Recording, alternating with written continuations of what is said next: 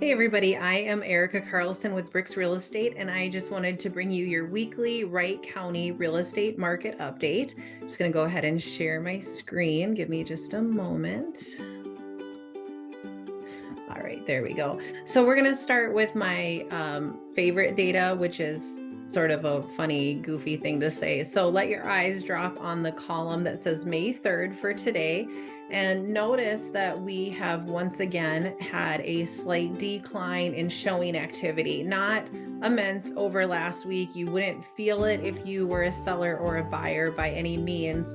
But when we look back 2 more weeks, we can see that we were almost at 5 showings a week. And now we're down to like 2 to 3. And so if you were a seller and you hadn't sold your house during this time, I think you would notice a decline in showings. It's not just because your house is not is on the market a little bit longer. It's also just because the buyer demand isn't there. And so if you are a home shopper, a home buyer, and you have been like waiting for your opportunity to stay out of multiple offers or such an aggressive market, your time has come and is coming. It's really, shocking, because when I look out the window, you don't see leaves on trees yet. It still feels like spring, but in the real estate market, we are definitely seeing that tinge bit of slowing. And so I'm going to show you why that might be happening as well. And then before we move on, notice Hennepin County also slowed down just a tiny bit. So last week, 7.7, 7.3. These decimals are nice, not because they're really accurate. Again, if you're selling a house, it's not like you have 7.3 showings in a week. You have 7 or 8. These are averages. They're only from the 250 to 500K range. So this doesn't take into account for luxury or, lower priced homes. Again, look back 3 weeks, even in Hennepin, I can't speak, was much faster than it is today. So it was just a universal shift for whatever reason. Now almost 3 weeks ago, it was just moving a lot quicker. People have found houses or have just taken a break, right? Like maybe they got tired of the multiple offer situation and just called a break. So again, buyers, your time is coming. Sellers, we've really been focusing on you for weeks or months actually, because the good market for you is January to April. May again starts slowing down, and June continues to slow down. Doesn't mean you can't sell a house. Not saying that. Is just that top dollar, that really quick sale, that moment is, just kind of winding down as we head towards June. Notice the average days changed a couple. The reason why is because the data that I pull is for an entire month. So you would see all of April was 37 days, and I would predict all of May will be 39. That data is 1 month behind. And so it's a hard source to use as a seller or buyer. But if you're selling a house, 20 median days or 39 average is what you would think it might take you to sell a house if you were in that price range. Again, you're going to want to ask your real estate agent for better data or more predictable data. We're always guessing. We never know. Interest rates have been really volatile. They dipped down a little bit, and that could actually, going back to that screen, that could explain that April 19th increase was probably lines up pretty well with like the decline in the interest rates. People really did jump on that. All right, moving forward back to that May 3rd column. Very interesting correlation here. Now notice we jumped up 20, if I can, just having trouble speaking today, 20 more listings without the contingencies. So that doesn't seem like that big of a deal, but I went back to December. This is the most amount of houses we have had for sale in a really long time. And so if you've been waiting for options and selection, this is your moment as a home shopper, is that this is really quite impressive for us in a very long time to have that level of opportunity.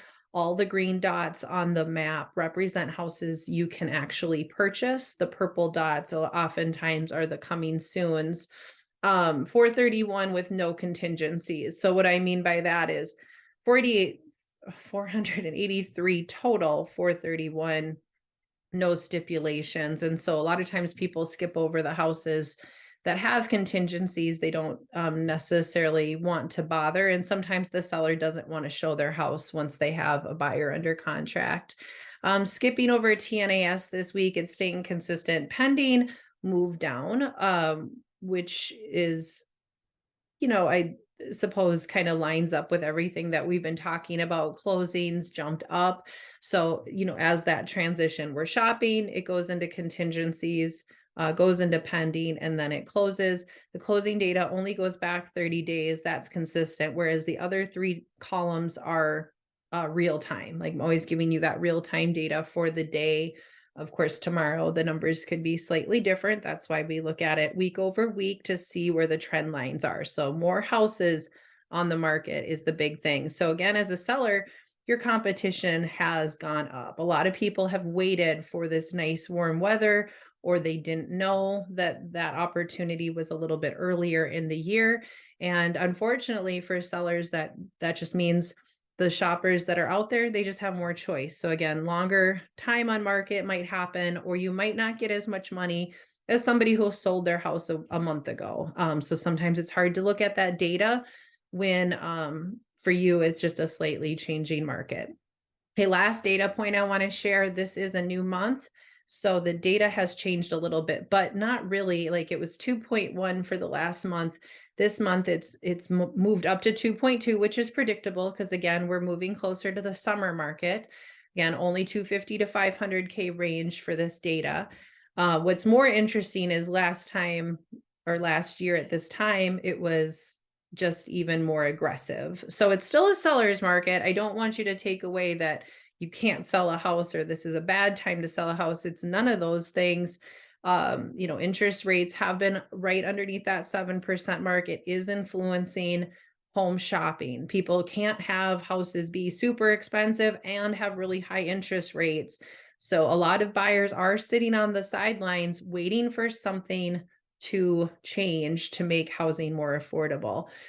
This is influencing all of us if we're in the shopping or selling market.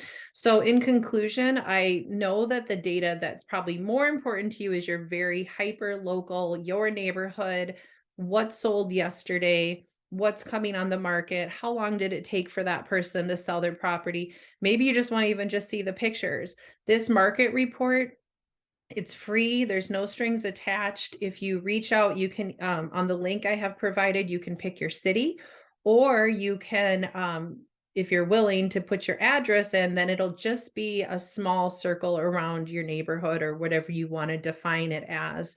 Super helpful information, even if you're not thinking about selling your house, just to be able to watch one of your most expensive assets that you probably own.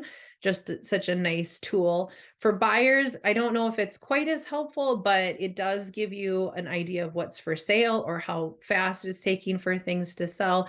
You can unsubscribe at any time. Just click the link and see if there's anything on there that works for you.